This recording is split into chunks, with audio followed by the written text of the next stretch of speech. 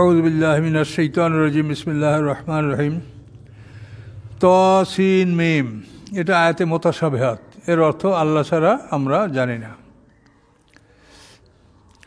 তিলকা আয়াতুল কিতাবিল মুবিন এগুলি স্পষ্ট কিতাবের আয়াত, অর্থাৎ আপনাদের সামনে যেগুলি বলা হবে এগুলি স্পষ্ট কিতাবের আয়াত। তো স্পষ্ট কিতাব হচ্ছে আল কোরআনের আয়াতসমূহ। আল্লাহ বলেন নাতলু আলাইকুম নাবায়ে মূসা ওয়া ফিরআউন বিল হক লিকাওমিন ইউমিনুন, তেলাওয়াত করছি আমি, পাঠ করে শোনাচ্ছি আমি আপনার উপরে মেন নাবায়ে মূসা আলাইহিস সালামের খবর, ও ফিরআউনা এবং ফিরআউনের খবর, বেল হককে সত্য সহকারে, সত্যকে প্রতিষ্ঠা করার জন্য, লিকাওমিন ইউমিনুন ওই জাতির জন্য আমি এটা তেলাওয়াত করছি আপনার উপরে যারা বিশ্বাস রাখে, ঈমানদার তাদের জন্য। তাহলে আয়াতের সর্বার্থটা কী হলো? যে আমি আপনার কাছে মূসা এবং ফিরআউনের ঘটনা সত্য সহকারে পাঠ করছি ওই জাতির জন্য যারা ঈমানদাররা এর থেকে উপদেশ গ্রহণ করবে। ইন্না ফিরআউনা আলা ফিল আরদ, নিশ্চয়ই ফিরআউন পৃথিবীতে সে অহংকার করেছিল। ওয়া জাআলা আহলা শিয়া, এবং সে করেছিল অধিবাসীদেরকে দলে দলে বিভক্ত। ইয়াস্তাদআফু তায়ফাতাম মিনহুম, তাদের একটি দলকে সে দুর্বল করে রেখেছিল। ইউযাব্বিউ আবনাহুম, সেই দুর্বল দলের পুত্র সন্তানদেরকে তারা জবে করত। ওয়াস্তাহাই নিসাহুম, এবং তাদের কন্যা সন্তানদেরকে জীবিত রাখত। ইন্নাহু কানা মিনাল মুফসিদিন, নিশ্চয়ই ফিরআউন ছিল অশান্তি সৃষ্টিকারীদের মধ্যে একজন। তো ফিরআউন পৃথিবীতে অহংকার করেছে, শ্রেষ্ঠত্ব দাবি করেছে, এবং তার দেশের অর্থাৎ সে যে মিশরের অধিপতি ছিল, দেশের জনগণকে সে দুটো দলে ভাগ করেছে। তার মধ্যে একটা দলের পুত্র সন্তানদেরকে সে জীবিত রাখত, পুত্র সন্তানদেরকে সে হত্যা করত, কন্যা সন্তানদেরকে জীবিত রাখত। এই দলটা হলো বনী ইসরাইল।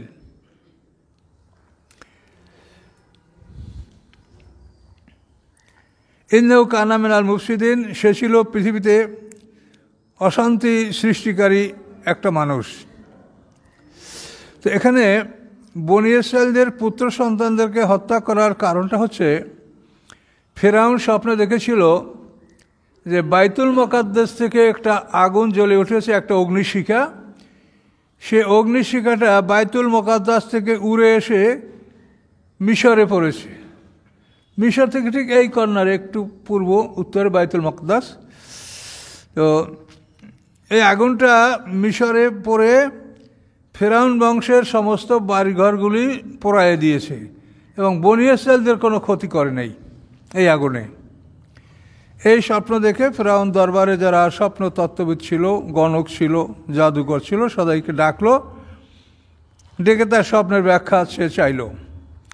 তো সবাই বলল যে আপনার স্বপ্নের ব্যাখ্যা হচ্ছে এই যে বনী ইসরাইলদের মধ্যে হতে একটা পুত্র সন্তান জন্মগ্রহণ করবে, সেই সন্তানের হাতে আপনার মৃত্যু হবে, আপনার সাম্রাজ্য ধ্বংস হবে এবং আপনার জাতি ধ্বংস হবে। এই কথা শোনার পরে ফিরআউন চিন্তা করলো যে আমি যখন জীবিত আছি তো এটা আমি প্রতিকার করব।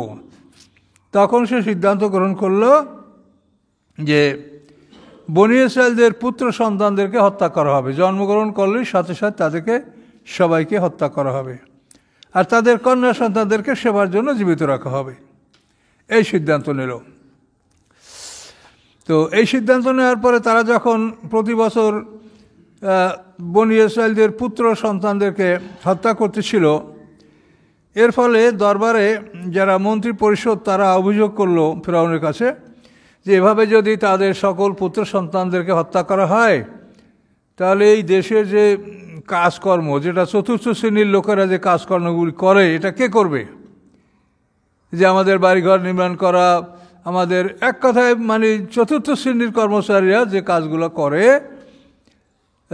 নির্মাণ কাজ, পরিচ্ছন্নতার কাজ, এই সবগুলো কে করবে? তাহলে আমাদেরই করতে হবে, এদেরকে এভাবে হত্যা করা যাবে না। তখন ফেরাউন বলল, তাহলে 1 বছর হত্যা করা হোক, আর 1 বছর তাদেরকে ছেড়ে দেওয়া হোক। এভাবে সিদ্ধান্ত নেওয়া হলো। তো এই সিদ্ধান্তের মধ্যেই আল্লাহর হুকুম, মুসা আলাইহিস সালামের বড় ভাই হারুন আলাইহিস সালাম তিনি এমন একটা বছরে জন্মগ্রহণ করলেন যেই বছর পুত্র সন্তানদেরকে হত্যা করা এটা বারণ করা ছিল, নিষেধ ছিল।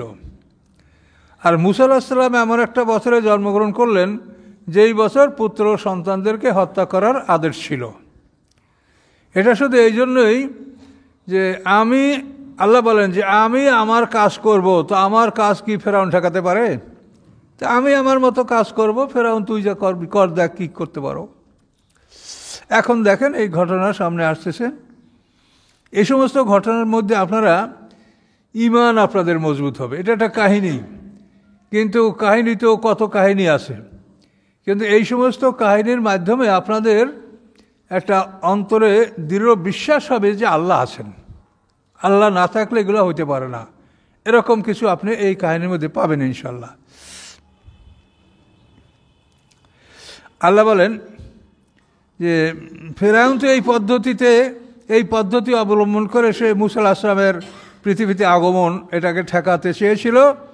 আর আল্লাহ বলেন, নুরিদু আন নামুন্না আলাল্লাযিনা ইসতুদঈফু ফিল আরদ, আমি ইচ্ছা করেছিলাম যে আমি অনুগ্রহ দান করব তাদেরকে যাদেরকে পৃথিবীতে দুর্বল করে রাখা হয়েছিল, বনী ইসরাঈলদেরকে। এই বনী ইসরাঈল যত হযরত ইসুফ আলাইহিস সালামের সময় মিশরে তারা আসছে। ইসুফ আলাইহিস সালাম মিশরে রাজ হওয়ার পরে ওনার তাফসীরে বলা আছে 400 আত্মীয় স্বজন কেনান থেকে মিশরে ডেকে এনেছিলেন, এবং এই 400 লোক থেকেই মিশরে বনী ইসরাঈলদের বিশাল একটা জাতি সৃষ্টি হয়েছিল। এরা হলো বনী ইসরাঈল। আর মিশরের মূল অধিবাসী হলো কিপ্তি। এরাও মানে এদেরকে বলা হয় যে এদের বংশটা হলো আমলিক থেকে, আর আমালেক বংশধর। তো আমালেক বংশটা, এটার উৎপত্তি হলো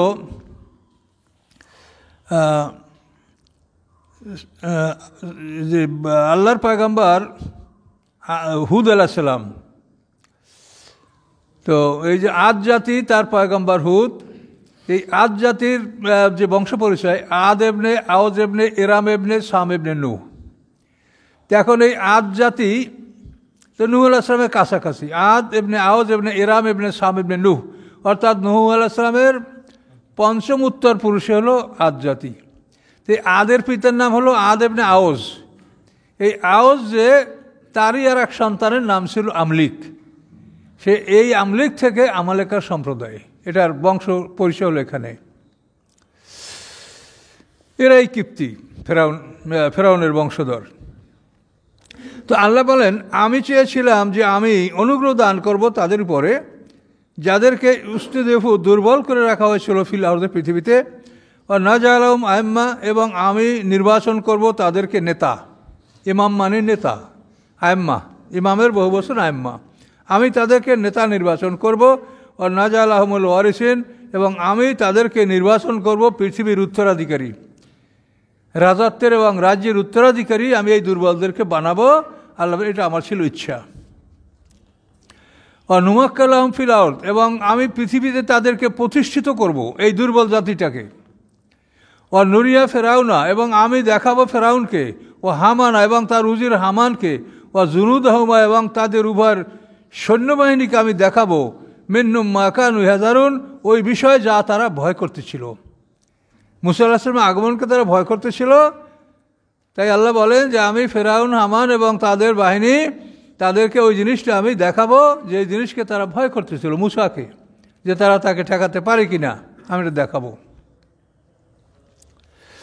এখন ও আওহাইনা ইলা মুসা আন ইরদিহি, আল্লাহ বলেন আমি মুসার মাকে ওহী করলাম যে তুমি তাকে দুধ পান করাতে থাকো। ফায়জা খেপতে আলাইহি, যখন তুমি তার উপরে ভীত হও, ভয় করো, তো ফালকি ফিল ইয়াম্মে, তখন তুমি তাকে সমুদ্রে নিক্ষেপ করে দাও। ওলা তাখাফি, তুমি ভয় করবে না, ওলা তাহাজানি, দুশ্চিন্তাও করবে না, ইন্না রাদ্ধু ইলাইকে, নিশ্চয়ই আমি ফিরিয়ে দেব তাকে তোমার কাছে, জাইলু মিনাল মুরসালিন, এবং আমি তাকে করব প্রেরিত রাসূলগণের অন্তর্ভুক্ত। এটা আল্লাহ তাআলা মুসার মাকে জানায় দিলেন। এ ওহী মানে তাকে জানিয়ে দেওয়া। এরকম শব্দ কোরআনে আরও আছে, যেমন দেখেন ওয়া আওহা রাব্বুকা ইলান নাহলে, হে মুহাম্মদ সাল্লাম, আপনার রব মৌমাছিকে আদেশ দিয়েছে। তাই মৌমাছিকে আদেশ দিয়েছে আনিত তাখযি মিনাল জিবালি বুয়ুতা, যে তোমরা পাহাড়ে ঘর বানাও। তারপরে অমিম্মা ইয়ারিশুন, উঁচু উঁচু জায়গা নির্মাণে তোমরা মৌমাছিদেরকে আল্লাহ ওহী করেছেন। তো এই মৌমাছিকে ওহী করেছেন, এই ওহীতে মৌমাছিরা নবী হয় নাই। আবার মুসা আলাইহিস সালামের মাকে ওহী করেছেন আল্লাহ, এই ওহীর কারণে কোনো নারী নবী হয় না, এটা বুঝতে হবে। কিন্তু এ ওহী হলো তাকে জানিয়ে দেওয়া, ইন্সপিরেশন, মানে মনের ভিতরে একটা জিনিসকে উদয় করে দেওয়া। তো আল্লাহ বলেন মুসার মাকে আমি জানিয়ে দিলাম যে তুমি তোমার বাচ্চাকে দুধ পান করাতে থাকো। মুসা আলাইহিস সালামের পিতার নাম হচ্ছে ইমরান, আর মায়ের নাম দুটা, ইয়ারখা, লুখা। তো এই ইমরান কিন্তু দুই ইমরানের কাহিনী কোরআনে আছে। এক ইমরান হলো মরিয়ামের পিতার নামও ইমরান, ঈসা আলাইহিস সালামের মা যে মরিয়াম, তার পিতার নামও কিন্তু ইমরান। তো ওই ইমরান হলো ইমরান ইবনে ইয়াসার ইবনে কাহেস ইবনে লাবি, মুসা আলাইহিস সালামের বংশধর। আর এই ইমরান হলো ইমরান ইবনে মাআসান, অন্য গ্রুপের। তো এই ইমরানের কথা বিস্তারিত কোরআনে নাই। তার মায়ের কথা যেটুকু আছে, তার বাবার কথা, মুসা আলাইহিস সালামের পিতার কথা অতটা কোরআনে পাওয়া যায় না। কি তিনি কি মারা গেছিলেন বা কোন অবস্থায় ছিলেন, এটা আমরা সঠিক তার ইতিহাস কোরআনে নাই, আমরা বলতে পারবো না। মুসা আলাইহিস সালাম যখন মাতৃগর্ভে চলে গেলেন, এবং মাতৃগর্ভে চলে যাওয়ার পরে যখন মানে মহিলাদের অ্যাডভান্স স্টেজ, যেটা আর কি মানে সন্তান প্রসব করা যে সময়, এই সময় যখন আসলো, তখন ফেরাউনের যে আইন ছিল সেই আইন অনুযায়ী সেই মহিলার জন্য একজন, আরবিতে বলা হয় কাবেলা, মানে ধাত্রীমাতা নির্ধারণ করে দেওয়া হলো যে এই মহিলা কি প্রসব করে জানাবে, এবং প্রত্যেক মহিলার ব্যাপারে এটা তাদের ছিল। সরকারের পক্ষ থেকে ধাত্রীমাতা কাবেলা এরা নিয়োজিত থাকতো, যে তারা জানাবে যে সে কি সন্তান প্রসব করেছে, কন্যা সন্তান না পুত্র সন্তান। পুত্র সন্তান প্রসব করলে তখন ফেরাউনের যে হত্যা করার জন্য যে মানে কিলিং স্কোয়াড ছিল, তার যে আর্মিদের গ্রুপ ছিল, তাদের কাছে খবর দিবে, তারা বাচ্চা এসে হত্যা করবে। এইভাবেই চলছিল। তো মুসা আলাইহিস সালামের মা গর্ভবতী হলেন, তাকে পাহারা দেওয়ার জন্য যে নারী নির্ধারিত ছিল সেও তার কাছে ছিল। এমতো অবস্থায় ওই পাহারাদারের সামনেই মুসার মা মুসা আলাইহিস সালামকে প্রসব করলেন। এখন ওই মহিলা বলে যে, বোন, আল্লাহ তোকে এমন সুন্দর সন্তান দিয়েছে, আমি পৃথিবীতে এইরকম সুন্দর সন্তান কোনোদিন দেখি নাই, তুই এই সন্তানটাকে দুধ খাওয়া, আমি কিছু বলবো না, তোর ক্ষতি আমি করব না। ওই ধাত্রীমাতা তার সঠিক দায়িত্ব পালন করলো না, ফেরাউনকে জানালো না, ফেরাউন বাহিনীকে জানালো না যে এই মহিলা পুত্র সন্তান প্রসব করেছে। তো এই বিষয়ে কিন্তু আল্লাহ কোরআনে সামনে আপনি পাবেন, আল্লাহ বলেছেন ওয়ালকাইতু আলাইকা মুহাব্বাতাম মিন্নি ওয়ালাতুসনা আলা আইনি। আল্লাহ বলেন, হে মুসা, আমি আমার পক্ষ থেকে তোমার মধ্যে এমনভাবে ভালোবাসা ঢেলে দিয়েছিলাম যে তোমার মুখের দিকে তাকাইয়া তোমাকে কেউ হত্যা করতে পারবে না। এই ভালোবাসা আমি আমার পক্ষ থেকে আমি তোমার মধ্যে আমি ঢেলে দিয়েছিলাম। ওয়ালকাইতু আলাইকা মুহাব্বাতাম মিন্নি, আল্লাহ বলে আমার নিজের পক্ষ থেকে তার মধ্যে এমন ভালোবাসা আমি দান করেছি যে তার মুখের দিক তাকাইয়া তাকে হত্যা করার মতো সাহস পৃথিবীতে কারো হবে না। এরকম পাষাণ হৃদয় কেউ নাই পৃথিবীতে। কিন্তু তারপর আল্লাহ বললেন ফায়জা খেপতে আলাইহি ফালকি ফিলিয়াম। তো মুসা আলাইহিস সালামকে একবার পাহারাদাররা তার বাড়িতে ঢুকছিল, আর্মিরা ঢুকছিল, তখন মুসা আলাইহিস সালামকে আগুনের মধ্যে ফেলে দেওয়া হয়েছে, জ্বলন্ত চুলার মধ্যে। এই ঘটনা তাফসিরে আছে, কিন্তু এগুলো আমরা বিশ্বাস করব কি করব না, করলেও দোষ নাই আর না করলেও না। তার কারণ আল্লাহ সব কিছু করতে পারেন, তাকে জ্বলন্ত চুলার মধ্যে মা ফেলে দিয়েছিল ভয়তে, কিন্তু পরে সেই চুলার মধ্যেই সে জীবিত এবং সুস্থ অবস্থায় ছিলেন। তো এরপরে এখন আল্লাহ যেটা বললেন যে তুমি ভয় পেলে, এখন ভয়টা শুরু হলো কখন? বনী ইসরাইলের অন্যান্য যে সমস্ত নারীদের কোল থেকে তাদের সন্তান নিয়ে হত্যা করা হয়েছে, এখন সেই নারীরাই যেন তার শত্রুতে পরিণত হলো। তাদের মনে দুঃখ, হারে আমার বুকের ছেলেটা মেরে ফেলালো, আর ওর ছেলেটাও দুধ খাওয়াচ্ছে, লালন পালন করছে, এভাবে নিজেদের মধ্যে একটা প্রতিহিংসা এটা প্রকাশ পেল। তখন আল্লাহ জানায় দিলেন যে ভয় করলে তুমি তাকে নদীতে নিক্ষেপ করে দাও। এখন নদীতে কিভাবে ফেলানো হবে? মূসার মা এক নাজ্জার, এক কাঠমিস্ত্রির কাছে গেলেন যে আমাকে একটা সুন্দর করে একটা ছোট্ট সুন্দুক, একটা বাক্স বানিয়ে দাও, যেন সেটার মধ্যে পানি প্রবেশ না করে, এভাবে সুন্দর করে তুমি এটা নির্মাণ করো। তুমি এটা কি করবা? যে আমার একটা ছেলেকে আমি নদীতে ফেলে দেব। এখন ওই মিস্ত্রির কাছে যে মিথ্যা বলবে মূসার মা, এটা তার মনে আসে নাই। মহিলা মানুষ আমার বলে যে আমি আমার ছেলেকে নদীতে নিক্ষেপ করব। তখন মিস্ত্রি বলল, হায় রে, তো বিরাট একটা সুযোগ, আমি এই খবর যদি ফেরাউনের আর্মিদের কাছে বলতে পারি তা আমি তো পুরস্কার পাবো। ও খুব মনের আনন্দে ওই মূসা আলাইহিস সালাম মার সিন্দুকটা কিনে নিয়ে গেল। তারপরে ও ছুটলো সেই ফেরাউনের আর্মিদের ক্যাম্পে, যে আমি এই খবর দিলে আমাকে ওরা পুরস্কার দিবে। কিন্তু ও যখন ক্যাম্পে দৌড়ে গেল, যাওয়ার পরে ওই ঘরে যখন ঢুকছে, তখন ও আর কথা বলতে পারে না, মুখ বন্ধ, কোনো কথাই বলতে করতেছে। এখন অস্থির হয়ে গেল যে আমি এত সুন্দর কথা বলতে পারি, এখন আমার কি হলো, কথা বলতে পারছে না। তখন ওখানে বসে ওই রকম করার পরে আর্মিরা ওরা কয়েকটা ঘাড় ধাক্কা দিয়ে বাইর কর, ওর কী এখানে চায় বুঝে না, তো ঘাড় ধাক্কা দিয়ে বের করে দিল। বের করে দেওয়ার পরে যখন ও বাড়ির দিকে রানা হলো, কতক যাওয়ার পরে দেখে যে আর মুখ ঠিক আছে, কথাবার্তা সবই আগের মতো বলতে পারে। তখন সে আমার কি হলো, আমি ওখানে যে কথা বলতে পারছিলাম না কেন, আবার যাব। এবার দ্বিতীয়বার যখন যে এরকম আরম্ভ করছে, তখন ওদের যে দায়িত্বশীল বলে, এই বেয়াদবকে একবার বাইর করে দেওয়া হয়েছে, আবার পিঠা, আরে পিটিয়ে তার কাবু করে বের করার জন্য আবার না আসে জায়গায়। তো ভালো রকম পিটাইলো, পিটিয়ে বাইর করে দিল। বাইর করে দেওয়ার পরে ও চিন্তা করলো যে আল্লাহ, এবার সে অন্ধ হয়ে গেছিল, মুখ বন্ধ হয়ে গেছে, চোখেও দেখে না, এমত অবস্থায় তাকে পিটিয়ে বাইর করে দেওয়া হয়েছে। তখন ও আল্লাহর কাছে বলে যে আল্লাহ, আপনি যদি আমার দৃশ্যটি ফিরিয়ে দেন তা আমি কোনোদিন মূসা আলাইহিস সালামের ক্ষতি করব না। যখন এইভাবে সে তওবা করলো, তখন আল্লাহ তাআলা তার দৃষ্টিশক্তি এবং মুখের জবান এটা আল্লাহ খুলে দিয়েছিলেন। তো এইভাবে মিস্ত্রির কাহিনী শেষ হলো। এরপরে মূসা আলাইহিস সালামের মা মূসা আলাইহিস সালামকে সিন্ধুকে ভরে, এটা তাফসীরে যেটা বলা আছে, সম্ভবত মূসা আলাইহিস সালামের 3 মাস বয়সে এই ঘটনা ঘটেছিল। 3 মাস পর্যন্ত মায়ের দুধ মূসা আলাইহিস সালাম পান করেছিলেন।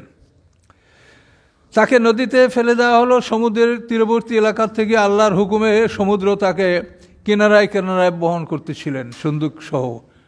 ঢেউর উপরে ঢেউ, ঢেউতে ঢেউতে চলতেছিল, এবং এটা উজান থেকে ছাড়া হয়েছিল এবং নিচে ভাটির দিকে যাচ্ছিল, এবং যেদিকে যাচ্ছিল সেদিকে ফেরাউনের রাজপ্রাসাদ ছিল সেই নীল নদীর কিনারায়।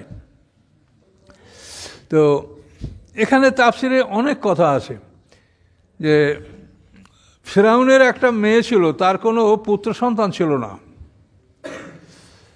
তো এই ফেরাউনের যে কন্যাকে ফেরাউন খুব ভালোবাসত, কিন্তু তার ছিল কুষ্ঠরোগ, লেপ্রাসি। এই কুষ্ঠরোগের ব্যাপারে সে বহু চেষ্টা করেছে, কোনো চিকিৎসায় ভালো হয় না। শেষ পর্যন্ত তাকে কোনো গণকে বলেছে যে বনী ইসরাইলদের পুত্র সন্তানদের মুখের লালা লাগাতে পারলে এই রোগ ভালো হবে, এছাড়া এটা অন্য কোনো ঔষধে ভালো হবে না। এবং সেই গণক বলে দিল যে অমুক তারিখ সমুদ্রের থেকে একটা সিন্ধুক ভাসতে ভাসতে আসবে, সেই সিন্ধুকের মধ্যে সম্ভবত বনী ইসরাইলদের একটা পুত্র সন্তান থাকবে, সেই সন্তানের মুখের লালায় তোমার এই মেয়ের লেপ্রাসি বা কুষ্ঠরোগ ভালো হবে। এখন এই জন্য ফেরাউন তার সেই নীল নদের পাড়ের গৃহে এসে অবস্থান করলো এবং নির্ধারিত দিনে অপেক্ষা করলো যে একটা সিন্ধুক ভেসে আসবে নদীর থেকে।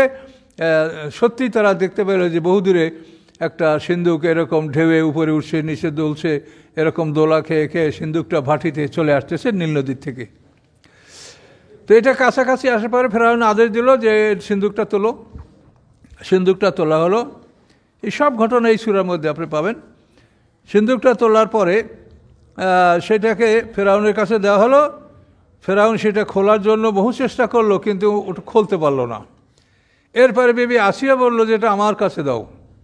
তো বিবি আসিয়া সেটাকে খুলতে সক্ষম হলেন। আল্লাহর কুদরত, বিবি আসিয়া এটাকে খুলে ফেললেন।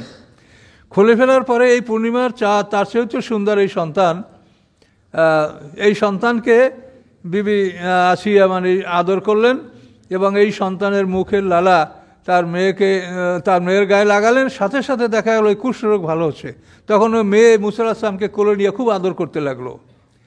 কিন্তু তার দরবারে যারা ছিল তারা বলল যে, হে মহারাজা, আপনি যে সন্তানটাকে হত্যা করার জন্য এত মানুষের জীবন নষ্ট করেছেন, এ হলো সেই সন্তান, আপনি একে হত্যা করেন। আপনি একে হত্যা করার জন্যই এত মানুষের জীবন নাশ করেছেন, একে হত্যা করেন, এ আপনার শত্রু। তখন বিবি আসিয়া বললেন, লা তাকতুলুহু আসা ইয়ানফানা আও নাত্তাখাযাহু ওয়ালাদা। এর সামনেই সব আছে, দেখেন। তো ফালতাকাতাও আলু ফেরাউনা, তাকাতা মানে তুলে নেওয়া। ওই সিন্দুক সহ তাকে তুলে নিল ফেরাউন সম্প্রদায়। লাইয়াকুন আলম আদু হাজনা, যাতে সে হয় তাদের জন্য দুশ্মন এবং দুশ্চিন্তার কারণ। আল্লাহ বলেই দিলেন সব, যে তাকে তারা তুলেছে যাতে সে হয় তাদের দুশ্মন এবং দুশ্চিন্তার কারণ। ইন্না ফেরাউন ও হামানা জুনুদুমা কানু খাতির, নিশ্চয়ই ফেরাউন, হামান এবং তাদের উভয়ের বাহিনীরা এরা ছিল অপরাধী। এখন দেখেন, অকালাত ইমরাতু ফেরাউন কুররাতু আইনুল্লি ওয়ালাক, বললেন ইমরাতু ফেরাউন, ফেরাউনের স্ত্রী বিবি আসিয়া বেনতে মাজাহিম। এই বিবি আসিয়া বনি ইসরাইলদের কন্যা ছিলেন। এ কিন্তু ওই আমালেক না, কিপ্তি না, কিন্তু সে অতি সুন্দর। বনি ইসরাইলের সবই সুন্দরী, দেখেন না, ইহুদিরা এখনও পৃথিবীতে খুবই সুন্দর। তো এই ফেরাউনের স্ত্রী ইমরাতু ফেরাউন বিবি আসিয়া বেনতে মাজাহিম, তিনি বললেন, কুররাতু আইনুল্লি ওয়ালাক, আমার চোখের শান্তি তোমারও চোখের শান্তি। ফেরাউনকে বলল, স্বামীকে, লা তাকতুলহু, তুমি তাকে হত্যা করবে না। আসা ইয়ান ফায়না, সম্ভবত এই সন্তান আমাদের উপকারে আসবে। আও নাত্তাখাযাহু ওয়ালাদা, অথবা আমরা তাকে পুষ্য সন্তান হিসেবে লালন পালন করব, যেহেতু আমাদের পুত্র সন্তান নাই, একটা কন্যা সন্তান আছে। অহম লা ইয়াশুরুন, এবং তারা এই বিষয়টা জানতো না যে ভবিষ্যৎ কি আছে। এখন দেখেন, আল্লাহ বলেন যে আমি আলা কুল্লি শাইইন কাদির। এখন আল্লাহ এই কৌশল করেন, এটা তার ইচ্ছা, তিনি এটা ভালোবাসেন এবং এটার মধ্যে আমাদের হেদায়েত আছে, বা আমরা এটা আগ্রহ সহকারে শুনবো, যার জন্য আল্লাহ তাআলা এভাবে করেছেন ঘটনাটা। তো এখন দেখেন, বিবি আসিয়া বললেন, কুররাতু আইনুল্লি ওয়ালাক, আমার চোখের শান্তি তোমারও চোখের শান্তি। লা তাকতুলহু, তুমি তাকে হত্যা করো না। কিন্তু তাফসীরকাররা বলেন, বিবি আসিয়া এই কথা বলার পরে ফেরাউন রাজি হয় না যে সে আমার চোখের সান্ত্বনা, এটা ফেরাউন বলে নেই, কিন্তু তবুও তাকে হত্যা করা থেকে সে বিরত থেকেছে। এরপরে এখানে মুসা আলাইহিস সালাম ফেরাউনের দরবারে আছে, এখন তার লালন পালনের ব্যবস্থা করতে হবে। এখন এই রাজদরবারে কত মহিলারা আসে, কত লোকজন বসবাস করে। তো এখন মুসা আলাইহিস সালামের দুধ পান করার জন্য এই মহিলাদেরকে বলা হলো, ধাত্রীমাতাদেরকে, কিন্তু মুসা আলাইহিস সালাম কোনো মায়ের দুধ পান করে না। এভাবে দিন পার হতে হতে এক সপ্তাহ পার হয়ে গেল। এর মধ্যে মুসা আলাইহিস সালাম কোনো নারীর দুধ মুখে নিচ্ছে না। এখন তাহলে সন্তানরা কি মরে যাবে? এখন তারা মুসা আলাইহিস সালামকে দরবারের বাইরে বের করলো, রাজদরবারের বাইরে বের করে অনুসন্ধান চালালো যে বাইরে এমন কোনো নারী আছে যে বাচ্চাটাকে দুধ পান করাতে পারে, বাঁচাতে পারে। এই কথা যখন ওরা বলল, তখন ওই যে মুসা আলাইহিস সালামের বোন পিছন থেকে, বা কুস্সি হে ফা বাসুরাত বিয়ান জুনুবিহিম লা ইয়াশউরুন, কোরআনে বলা আছে। মুসা আলাইহিস সালাম আবার কুস্সি হে, কেসা মানে পিছনে পিছনে চলা, ঘটনা ঘটেছে তার পিছনে আপনি বর্ণনা করবেন, এটার নাম কিচ্ছা। আর এই কেসা মানে পিছনে পিছনে চলা। তো মুসার মা বিবি আসিয়াকে বললেন, কুস্সি হে, তুমি তার পিছনে পিছনে চলো। তো এই পিছনে পিছনে এই মুসা আলাইহিস সালামের বোন মরিয়াম বা কুলসুম তার নাম, তিনি ফেরাউনের দরবারে ছিলেন। কিন্তু যখন দরবার থেকে বাইর করা হলো মুসা আলাইহিস সালামকে, তখন উনি বললেন যে আমি এই দেখেন এখানে কি বলা আছে, হাল আদুল্লুকুম আলা আহলি বাইতিন ইয়াকফুলুনা লাকুম ওয়া হুম লাহু নাসিহুন, এই একটা এখানে না থাকলে অন্য আয়াতে আছে, অন্য সূরার মধ্যে আছে। তো মুসা আলাইহিস সালামের বোন বললেন, হাল আদুল্লুকুম আলা আহলি বাইতিন, আমরা কি তোমাদেরকে এমন একটা পরিবারের সন্ধান দিব না, ইয়াকফুলুনা লাকুম, যে পরিবার এই সন্তানের দায়িত্বভার গ্রহণ করতে পারে, ওয়া হুম লাহু নাসিহুন, এবং সেই পরিবারটা তোমাদের শুভাকাঙ্ক্ষী, তোমাদের দলের লোক। এইটা বলার পরে ফেরাউন বলল যে তুমি তাড়াতাড়ি এটা করো, কে তাকে বাঁচাতে পারে, কার দুধ খাওয়াবে দেখো তুমি। তো এখন কুলসুম দৌড়ে মায়ের কাছে আসলেন, মায়ের কাছে এসে বললেন যে মা, তোমার সন্তান ফেরাউনের দরবারে। তখন মা তো অস্থির হয়ে গেছে। তো আসফা ফুয়াদ উম্মে মুসা ফারেকা, আল্লাহ বলেন মুসা আলাইহিস সালামের মায়ের অন্তরটা জ্ঞান শূন্য হয়ে গেল যখন শুনছে যে আমার সন্তান ফেরাউনের কাছে। তখন তার মানে আল্লাহ বলেন যে মুসার মা তখন জ্ঞান শূন্য হয়ে গেছে, এখন তার হুশ জ্ঞান নাই, জ্ঞান শূন্য হয়ে গেছে। এবং জ্ঞান শূন্য হয়ে সে এনকাদাত লাতুব দিবি, সম্ভাবনা ছিল যে সে প্রকাশ করে দিবে যে আমার ছেলে, এটা সে বলে ফেলবে, এমনই তার জ্ঞান নাই যে আমি কি বললে কি হবে। তা আল্লাহ বলেন তার অন্তরটা জ্ঞান শূন্য হয়ে গিয়েছিল। হ্যাঁ, এনকাদাত লাতুব দিবি, সম্ভাবনা ছিল যে সে প্রকাশ করে দিবে যে এই সন্তানটা আমার। লাউলা আর রাবাতনা আলা কালবিহা, আল্লাহ যদি না আমি তার হৃদয়টাকে বেঁধে রাখতাম, আমি তার হৃদয়টাকে বেঁধে রেখেছি, কথা বলতে দেই নেই, এই আমি যদি তার হৃদয়টাকে বেঁধে না রাখতাম তাহলে সে বলেই দিত যে এই সন্তানটা আমার, এবং এটা বললে তখন অবশ্যই বিপদ হইতো। এই তাকুনা মিনাল মুমিনিন, যাতে সে হতে পারে মোমেনদের অন্তর্ভুক্ত। তো এই কথা কোরআনে আগে পাশে আছে, দেখেন অকালাত উক্তি কুসি, আমি যেটা আগে আয়াতটা বলছি না, এটা দেখেন অকালাত উক্তিহে, এবং বললেন মুসার বোনকে কুসিহে, তুমি পিছন থেকে দেখতে থাকো। বাসুরাত বিহি আন জুনবেন, সে দেখতে ছিল ওই সিন্দুককে কিনারা থেকে। ওহম লাইয়াসুরুন, অথচ তারা জানতো না যে এই সিন্দুকটা কেউ দেখছে। ও হারামনা আলাইল মারাদে আমেন কাবলো, এবং আমি হারাম করে দিয়েছিলাম তার উপরে দুধ পান ইতিপূর্বে। আল্লাহ হারাম করে দিয়ে তুমি কারো দুধ খাবে না।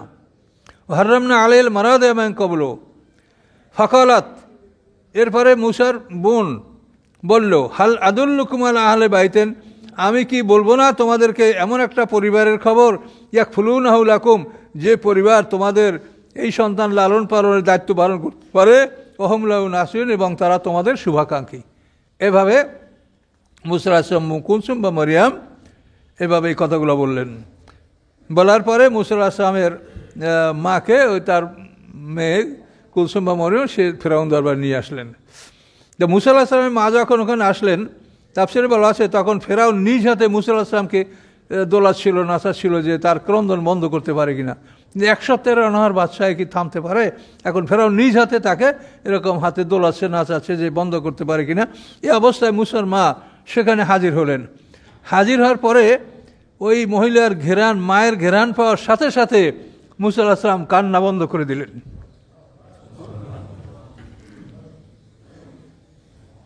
কি এক আশ্চর্য খবর দেখেন।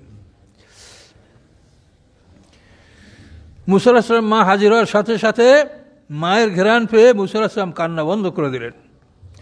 ফেরাউন সাথে সাথে সন্তানকে মায়ের কাছে তুলে দিলেন যে তুমি দুধ খাওয়াও।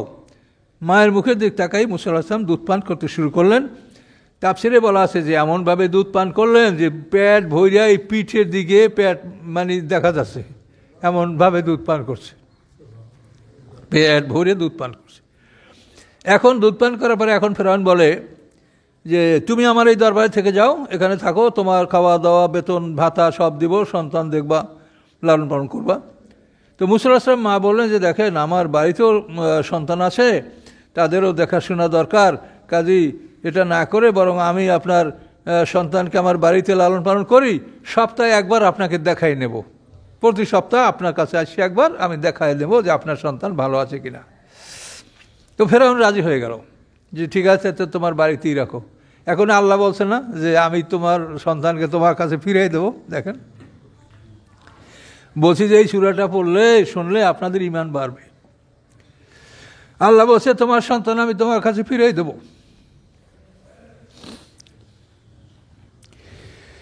এভাবে মূসা আলাইহিস সালামের মায়ের কথায় যখন ফেরাউন রাজি হয়ে গেল, তখন মূসা আলাইহিস সালামের মাকে এত উপঢৌকন দেওয়া হলো, কেউ থালা, কেউ বাটি, কেউ কলস, কেউ চেইন, কেউ এটা সেটা, কত কিছু তাকে পুরস্কার দেওয়া হলো যে সেগুলি সে একা নিয়ে যেতে পারছে না, এত উপঢৌকন পুরস্কার তাকে দেওয়া হলো।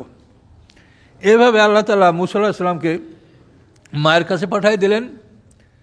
আর মূসা আলাইহিস সালাম তার মায়ের দুধ খেয়ে লালিত পালিত হচ্ছেন, আর ফেরাউনকে তার বেতন দেওয়ার জন্য বাধ্য করে দিলেন যে আমার মূসা মায়ের দুধ খাবে আর তুই ফেরাউন তার মাকে বেতন দিবি। দেখেন, এখন বলেন যে আল্লাহ কি ক্ষমতার মালিক, ভেবে দেখেন। এই জন্য আল্লাহ তাআলা মূসা আলাইহিস সালামের ব্যাপারে কোরআনে বলেছেন যে আমি আমার পরিচয়ের জন্য আস্তানাতুকা লিনাফসি,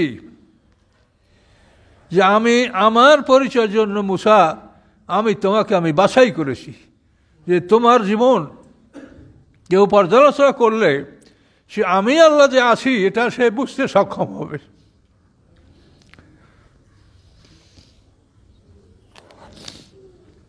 আল্লাহ বলেন ফারাদাদনাহু ইলা উম্মিহি, এভাবে আমি তাকে তার মায়ের কাছে ফিরিয়ে দিলাম। কায় তাকার রায়নুহা, যাতে তার চোখ জুড়াতে পারে, ওয়ালা তাহজান, এবং যাতে সে দুশ্চিন্তা না করে, ওয়ালে তাআলামা, এবং যাতে যাতে যাতে সে জেনে নিতে পারে আন্না ওয়াদাল্লাহি হাক্কুন, যে নিশ্চয়ই আল্লাহর প্রতিশ্রুতি সত্য, ওয়ালাকিন্না আকসারহুম লা ইয়ালামুন, কিন্তু তাদের অধিকাংশরা এটা তারা জানতো না যে এই ঘটনা এভাবে আছে। সময় কি শেষ হয়েছে নাকি? 2 মিনিট আছে। তো এখানে আমাদের রুকু শেষ হয়ে গেছে, আর 2 মিনিটের জন্য সামনে আমরা আচ্ছা ধারাবাহিকভাবে এই সূরাতে মূসা আলাইহিস সালামের কেসাটা এই কাসাসের মধ্যে ধারাবাহিক আছে। আমরা ধারাবাহিক সামনের জীবনী ইনশাআল্লাহ জানতে পারবো। তো এখানে যে আল্লাহর কুদরতগুলি আমরা লক্ষ্য করলাম, আর এই যে মূসা আলাইহিস সালামের বোন মরিয়াম বা কুলসুম, দুইটা তার নাম আছে, এই মহিলার সাথে জান্নাতে আমাদের রাসূল সাল্লাল্লাহু আলাইহি ওয়াসাল্লামের সাথে বিয়ে হবে। তাফসিরে বলা আছে যে পৃথিবীর 3 জন মহিলার সাথে জান্নাতে আল্লাহ রসুলের সাথে বিবাহ হবে। তার স্ত্রীরা তো তার স্ত্রী থাকবেন জান্নাতে, হুর থাকবে, যা নিয়ামত তার প্রাপ্য সবই থাকবে, কিন্তু দুনিয়ার 3 নারীর সাথে আমাদের রসুলের সাথে বিবাহ হবে। সেই 2 নারীর কথা এই সূরাতেই আছে। একজন হলো বিবি আসিয়া, যেহেতু আসিয়া ফেরাউনের স্ত্রী, ফেরাউন তো চিরদিনের জন্য জাহান্নামী, তার স্ত্রী জান্নাতি এবং 1 নম্বর জান্নাতি। তো এই মহিলার সাথে আল্লাহ তাআলা জান্নাতে আমাদের রাসূল সাল্লাল্লাহু আলাইহি ওয়াসাল্লামের সাথে বিবাহের ব্যবস্থা করবেন, বিবি আসিয়া। আর 2 নম্বর হলো ঈসা আলাইহিস সালামের মা মরিয়াম, এক বিদুষী পবিত্র নারী। তার পেটে আল্লাহ সন্তান হওয়ার কারণে কত মন্দ কথা সে জীবনে শুনেছে। মরিয়াম আলাইহিস সালাম ঈসা আলাইহিস সালামের মা। তো এই মহিলার সাথে জান্নাতে আমাদের রাসূল সাল্লাল্লাহু আলাইহি ওয়াসাল্লামের সাথে বিয়ে হবে। এরা পৃথিবীর শ্রেষ্ঠ নারী এবং শ্রেষ্ঠ পুরুষ জান্নাতের আমাদের রাসূল সাল্লাল্লাহু আলাইহি ওয়াসাল্লাম, তার সাথে বিয়ে হবে। এবং আর এই মহিলা যার এখনই আপনারা যার ঘটনা শুনলেন, এটা সম্ভবত তার ভাইয়ের জন্য যে সে কষ্টটা স্বীকার করেছে, হয়তো এই জন্যই আল্লাহ তাআলা এই মর্যাদা তাকে দিয়েছেন। এই মহিলার সাথে আল্লাহ রসুলের সাথে জান্নাতে বিবাহ হবে। এবং এটা হাদিসে আছে, মানে আল্লাহ রসুল বিবি খাদিজাকে এই খবরটা বলেছেন যে বিবি খাদিজা, তুমি তো জান্নাতে আমার সাথী হবে, কিন্তু পৃথিবীর আরও 3 জন নারী জান্নাতে আমার সাথী হবে। এই 3 নারী হলো বিবি আসিয়া, তারপর ঈসা আলাইহিস সালাম মার নাম মরিয়াম, সেই মরিয়াম, আর মূসা আলাইহিস সালামের বোন মরিয়াম। এই সুসংবাদ। তাহলে এখান থেকে আপনারা মসলাটা জেনে নেন যে কোনো নারী যদি জান্নাতি হয় আর স্বামী যদি জাহান্নামী হয়, সেই নারীকে আল্লাহ জান্নাতের সুপুরুষদের সাথে বিবাহ দিবেন। কোনো নারীর একাধিক স্বামী যদি জান্নাতি হয়, যেমন রাসূল সাল্লাল্লাহু আলাইহি ওয়াসাল্লামের স্ত্রী উম্মে সালমা, তার আগে স্বামী সেও শহীদ হয়েছে। তো এখন কোনো নারীর যদি একাধিক স্বামী জান্নাতি হয়, সেই নারী তার শেষ স্বামীর সাথে জান্নাতে বসবাসের অধিকার লাভ করবে। এটা আল্লাহর কোরআনের বিধান। তো এর মধ্যে আমরা কাহিনী শুনবো এবং এর মধ্যে বিধানগুলি যা আছে তাও আমরা ফাঁকে ফাঁকে শুনে নেব। তো এখন আমাদের হাতে আর সময় নাই, আপনারা কাবলাল